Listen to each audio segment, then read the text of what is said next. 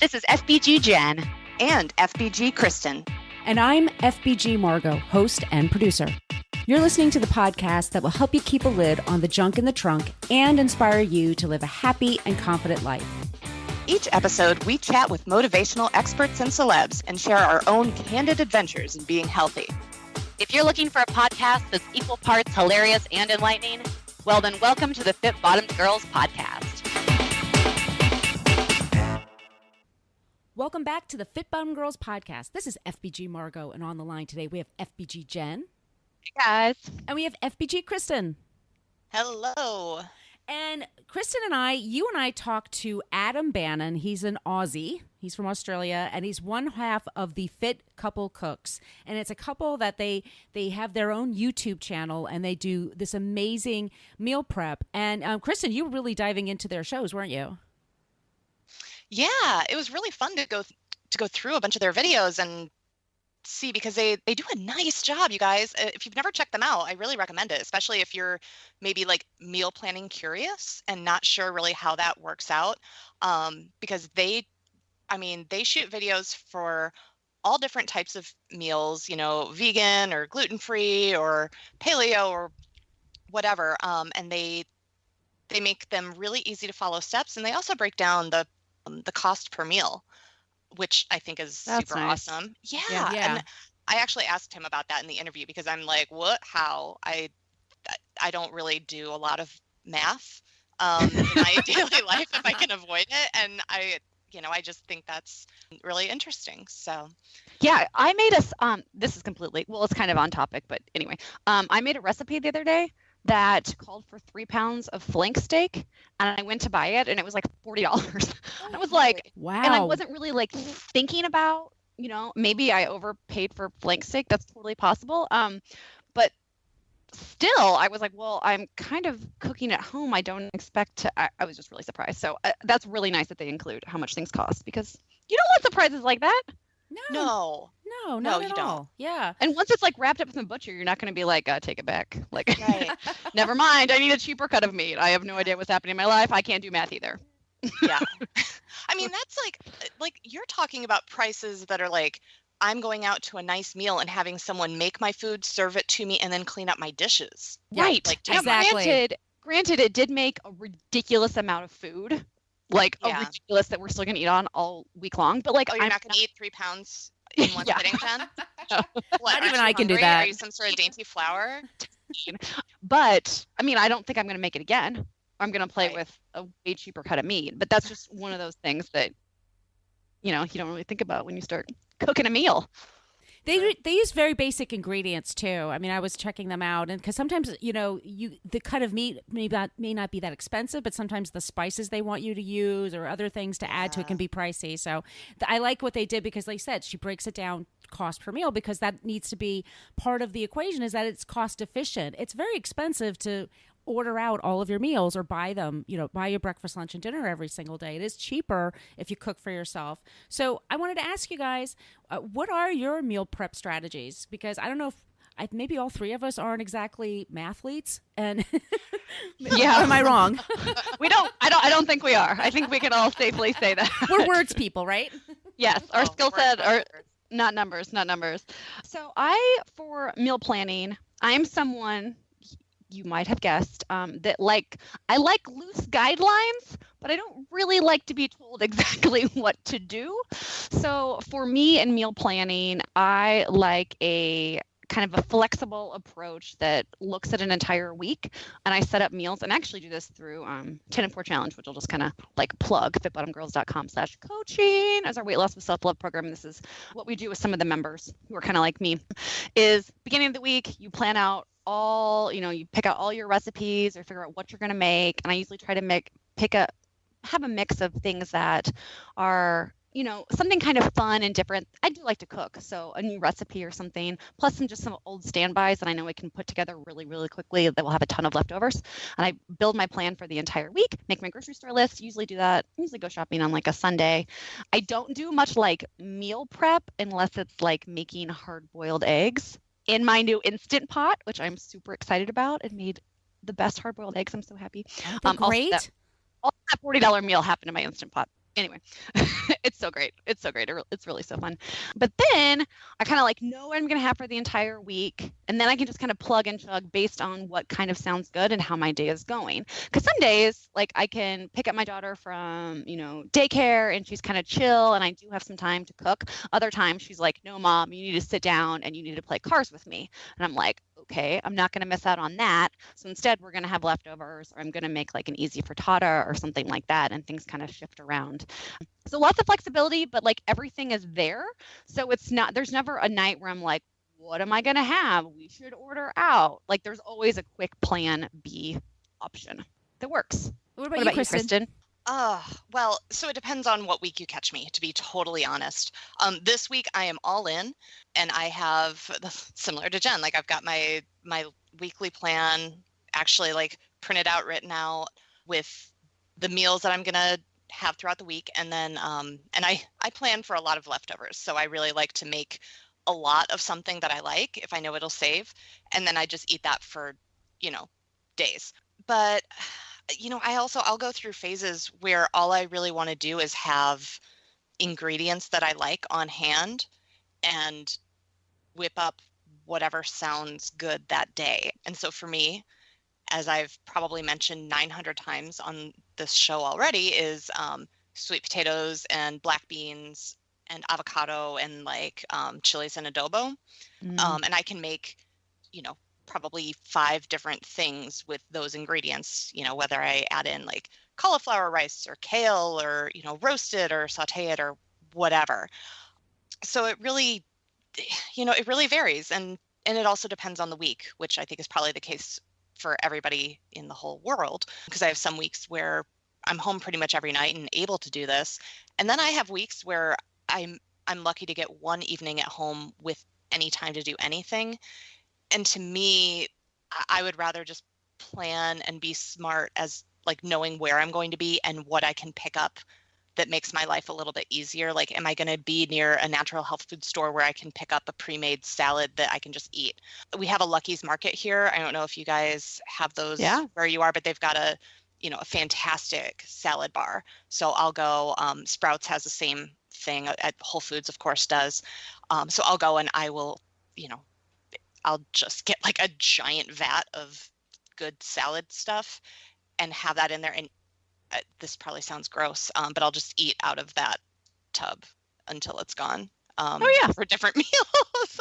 That also just means sustainable, right? Like you're not trying to be wasteful or do more dishes. Like it's just sustainable. Yeah. Me, I'm just so very green. How about you? I'm the same way as you guys. Every week is different for me. Sometimes, right now it's winter, so I don't go out as much in the evening. So I do plan a bit more, cooking at home. But I'm like you. I make tons of leftovers so I can freeze it. So on days that there's days I just don't feel like cooking, I can just reheat something, and it's fantastic. And I'm a big fan of the salad bar at Whole Foods, and I will get like a trough of a salad thing, as much as they can pack in there, and I'll nosh on it all week. Until it's gone, and or I'll add to it. That's saving the environment, I guess. But I do the same thing. Yeah, I was just gonna say. Okay. Oh, with that, my hack, I should have shared this immediately. Is I get all of their like pre-chopped, pre-made, basically like toppings for salad, and like different things that I don't want to deal with making, and then I buy a big old bag of salad, or a couple bags of just greens. And that way I'm not wasting my money on their fancy salad bar with stuffing it with greens, because I can get a giant bag of that for, $3 or $4, but I can pack their whole Tupperware thing full of the stuff that actually takes effort to prep. So do you find that's smart? Do you find that it's more difficult to eat healthy like in the winter just because it's cold? Making myself eat something that's like not warm on certain days of the year, I'm just like, I can't do it. I'm not doing it. I can't do it. Like a smoothie or a salad. Ugh. Oh yeah, no, I can't handle a smoothie or a salad on days like that. But I love to make soups and stews and things like that, and especially Instant Pot needs to like sponsor the show someday, because we talk about them a lot. But they make the best meals. And And Whole Foods has this thing right now where you can buy pre-cut roasted vegetables, and or vegetables to roast, excuse me. But I use that as soup stuff. I just put that in the pot until it melts down a bit and gets soft, and then I just add the broth and I add the protein that I want to add in there, and it's like crazy delicious. And it's wonderful. Yeah, I love it. I enjoy cooking in the winter, I have to say. In the summer, because my apartment, I'm in New York, it's very humid, and I only have air conditioning in my living room and my office. So cooking in that kitchen in the summer sometimes is just no way. It's not happening. So that's a salad day or week. Yep. Or month. Yeah. What about you, Jen? I'm the same way. I like to bake in the winter. I will say that. Like if it's like a cold, snowy day, like, give me like 3 hours and I will just bake, which I tried to make Nom Nom Paleo's grain-free tortillas last weekend.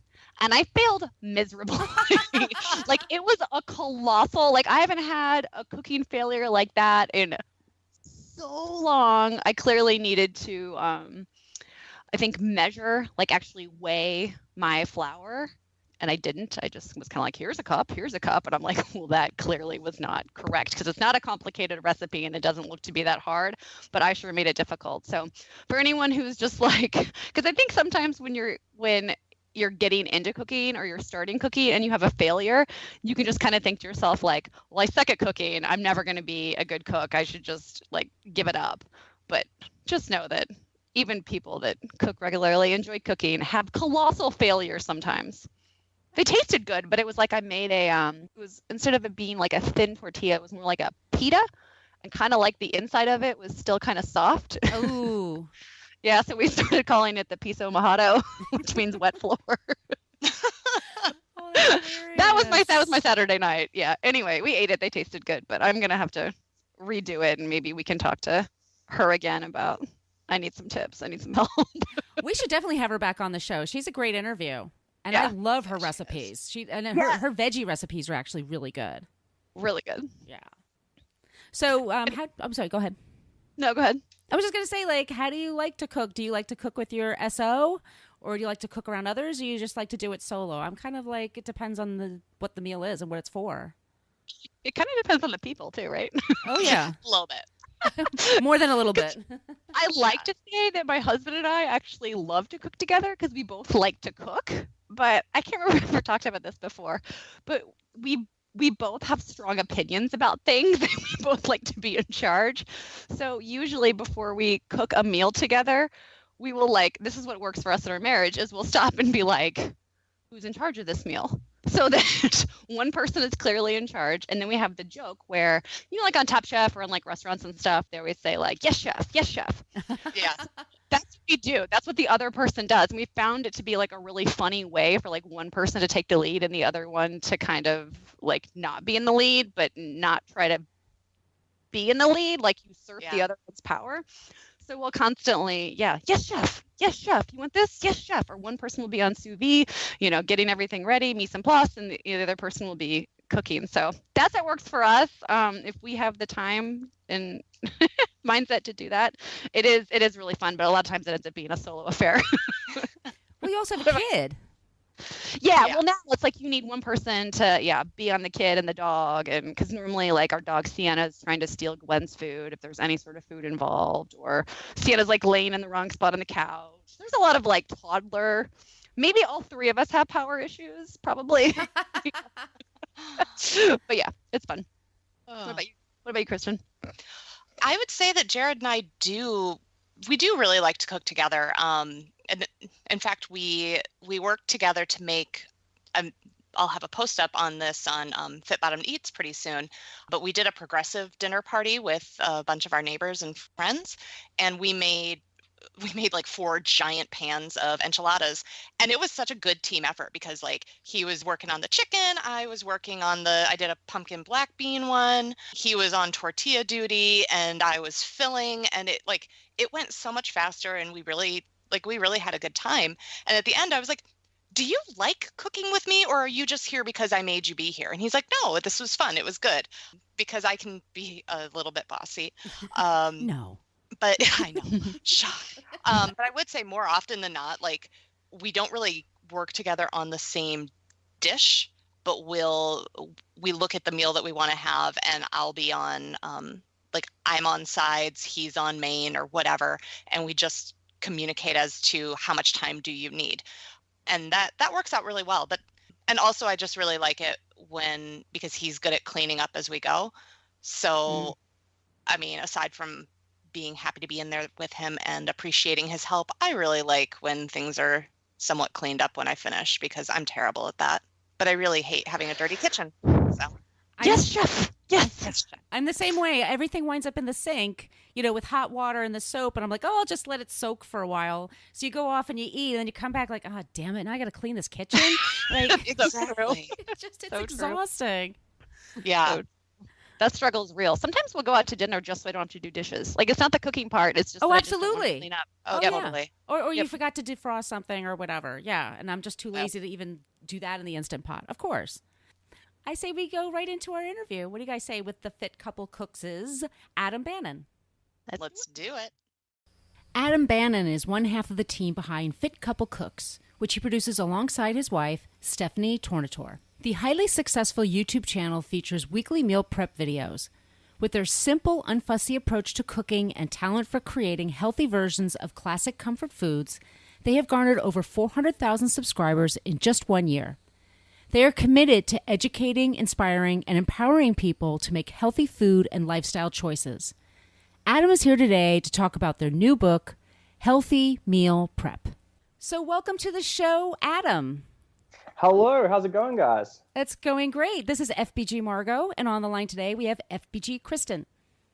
Hey, guys. I'm going to ask you the first question.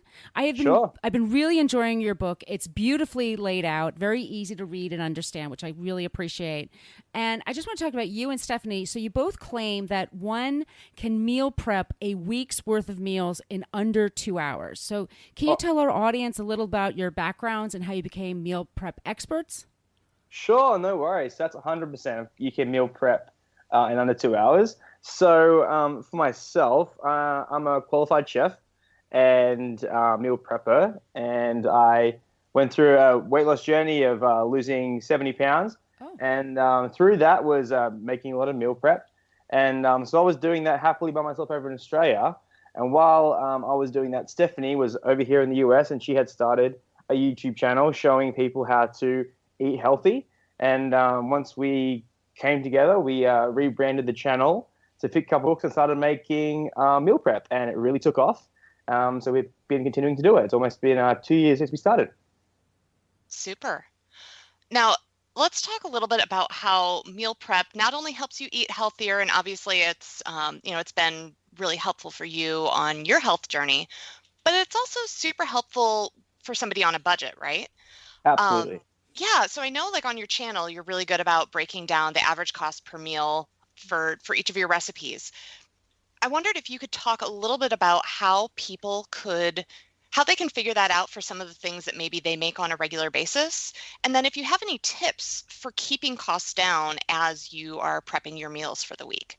Yeah, no worries. So when it comes to meal prepping is saving you a lot of money, because at the start of the week, at the start of the month, you're buying a lot of your food in bulk. That can save you a lot. And then for the people that are trying to figure out how to budget their meals or figure out how much a meal costs, generally when you go to the supermarket, you want to try and figure out, when you buy a product, how much of it that you're actually using. So you figure out, let's say, for example, olive oil. Olive oil may cost you $10 for the bottle, and that bottle may be a gallon bottle. That's a giant bottle of olive oil. But then you want to figure out how many ounces you've then used per serve to then figure out how much that olive oil costs you in each meal that you do. So that's what the method that we would use. Same with if you're using chicken breast, for example, you want to cost out how much that chicken breast is per pound, and then how much actual pounds you used per portion, and then you can divide that out and you figure out how much it costs you per serve. That makes sense. Totally makes sense. Yeah, totally. So let's say I want to get into taking that plunge into meal prep. So what are the essential kitchen items I need to have? The plastics and the glass and all that stuff. What are the essential items I must have to be successful? So the first thing is the containers. If you want to be successful, you need the containers to be able to store everything, because then you'll be able to portion. What people get caught up in sometimes is just putting everything into one giant container and then kind of like guessing how much the portion is, or like rushing how much it should be there, which can encourage overeating. So containers are definitely a must. Then you want to be able to have a few larger fry pans and larger pots that you can cook in bulk, because you are cooking a fair amount of food all at once. So you want to be able to get away with not like re-cooking things over and over again, but having a little bit bigger cookware. That also does help. Yeah, that makes sense. I recently got a new pan, and in my world, that's very exciting stuff. And it was like a larger one with taller sides. And I'm sure that it has a technical name, but my God, is that thing a game changer? Like, do you know how many sweet potatoes I can like cram in there and cook down? It's amazing. I love it. I love it so much. Yeah, so we use larger ones with larger edges, and then we also use things like a splatter guard is a cool tool that we use. It's basically like a guard that you put over the top of a frying pan that has holes in it. So it's not like a lid where it's steaming. It's more just to stop the oil from splattering, but it also, like, because I can get messy when you're cooking a lot of foods. We do cook them very fast. Cooking the food very fast does help, not dry out and get a really good seal on the meat. So that's another little handy thing we have in the kitchen. That is handy. I think I need one. Mm-hmm. Now, what are some of the biggest struggles that people seem to have when it comes to just embracing the idea of meal planning? And, follow up to that is, how do you and how do parts of your book help people overcome those challenges? Sure. So I think the most struggling thing when it comes to meal prep, one thing is people think they're going to get bored eating the same thing every day. So it's kind of like a look from the outset in. They're like, oh, no, I can't eat the same thing every day. But then we would challenge people and say, well, what did you have for breakfast? I'm sure most people have the same breakfast every day. They don't really think about, the cereal or the same thing they have every day. And also, people would never say no to having pizza every day or tacos every day or nachos every day, because those things are so delicious, you'd really want to have them or crave them. And so in the book, that's what the book is about. It's breaking down comfort foods and food that you really love, and just showing you how to cook them healthier using better ingredients, and then showing you how to portion them out so that you're not overeating and things like that. And so that's probably the first thing is making sure you're not getting bored. The second thing is people think that it takes way too long. The time it takes, and it's too much of a struggle to figure out, how do I cook all this at once so it doesn't take me 4 hours and I've wasted a whole day. So the most important thing about the book, unlike most cookbooks that are just a standard recipe of 1, 2, 3, the book teaches people how to cook multiple recipes at once and how to become a master at multitasking. Because what people don't realize is that you could do a lot of things at once when you're meal prepping. So, for example, you could put the rice on, and the rice might take half an hour to cook. And while the rice is sitting there cooking by itself, you could do 3 other things or 2 other things. And the rice is doing its thing, and you're frying some chicken, and maybe there's a lasagna in the oven. And so while this is all happening, you have things going on. It seems very seamless. And then that's how you're able to cram everything into 2 hours of cooking, because there are a lot of things cooking at once rather than just doing one thing and then moving on to the next thing. So what are your best tips best practices for storing food? Like, for example, how long can you leave a cooked meal in the freezer, for example? Like, what are the storing mistakes that you see people make? Sure. So the biggest storing myths, I'd say, rather than mistakes, is people think their food is going to go off before it actually does go off. So people are afraid to leave food in the fridge, for a long time.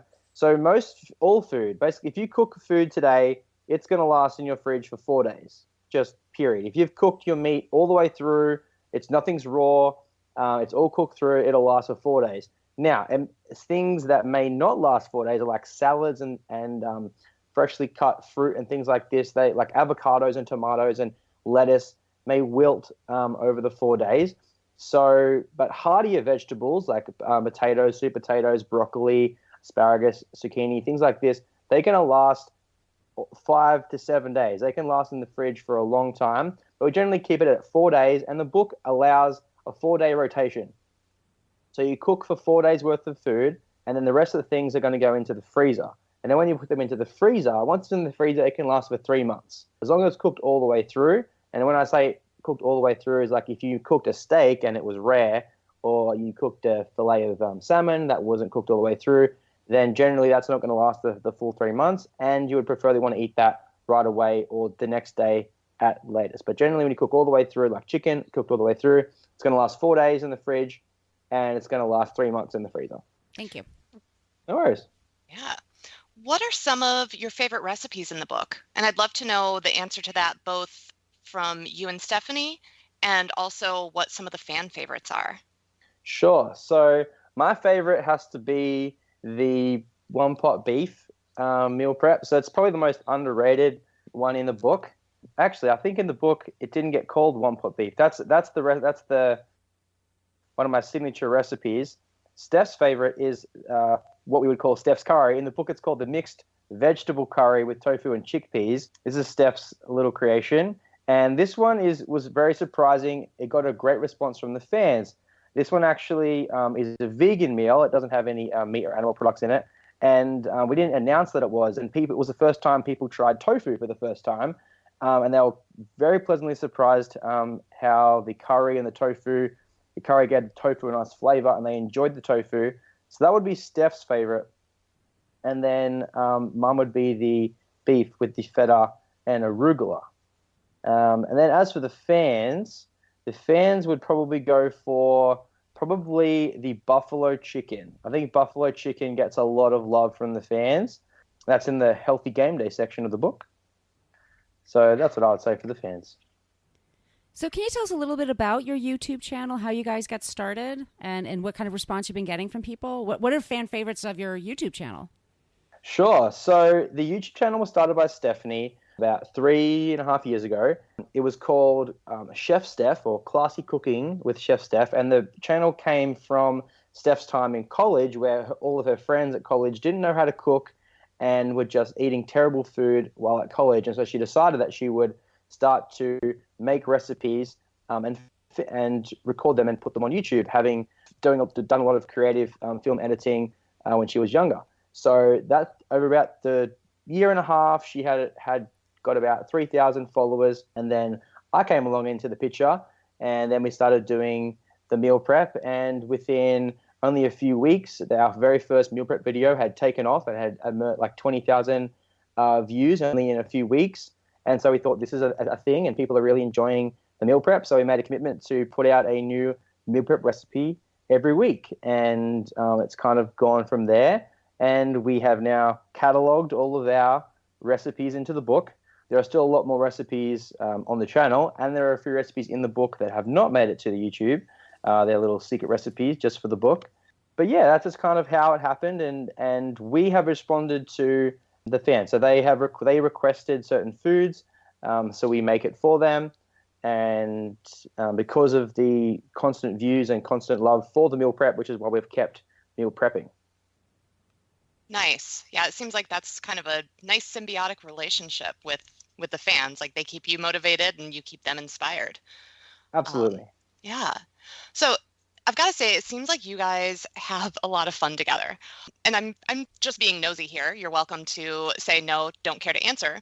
But is it always just like sparkles and laughter and delicious food? Or do things ever get a little heated, like if a recipe doesn't go quite right, or you can't agree on what to make? Or is it easy? Do you guys just have that perfect thing? Oh, that's pretty funny. You bring that up. So actually in Stephanie's vows when we got married, she actually put in there that she has to trust me when I say the right spice is the right spice or the right food is the right food. Because we do have a lot of, it is a lot of fun, and we have a lot of banter.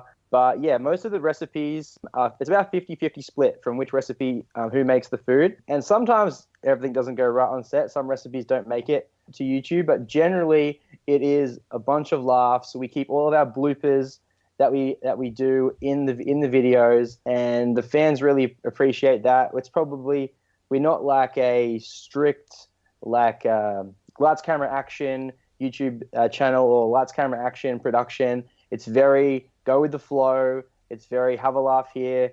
In one of our videos, I spilt a whole jar of red sauce into the lasagna, and we spent a good couple of minutes laughing, and that all made it into the video. And so yeah, we have a lot of fun, and we pick on each other a little bit, and that's what makes it what it is. Okay, I can imagine that kind of acknowledging that you need to have that trust in one another in this sort of a thing would be really key, because it can get really difficult when you're cooking with a partner and you have a different idea and you have, 90 seconds to decide what makes it into the pot, because otherwise it's going to be too late. So I think that's great. I love it. Yeah, it's really good fun. And so it kind of helps having Stephanie's creativity and my culinary background really just tie everything together. I probably wouldn't work with my headstrong chef brain if she didn't have her creativity to spin it all around. So you're from Australia, and yes. My brother lived there for 5 years, and back in the States now, he lives in Massachusetts now, and he always complains about he hates the fruit in America. He thought it was so much better in Australia. Are there foods there that you miss that you can't get here, or no?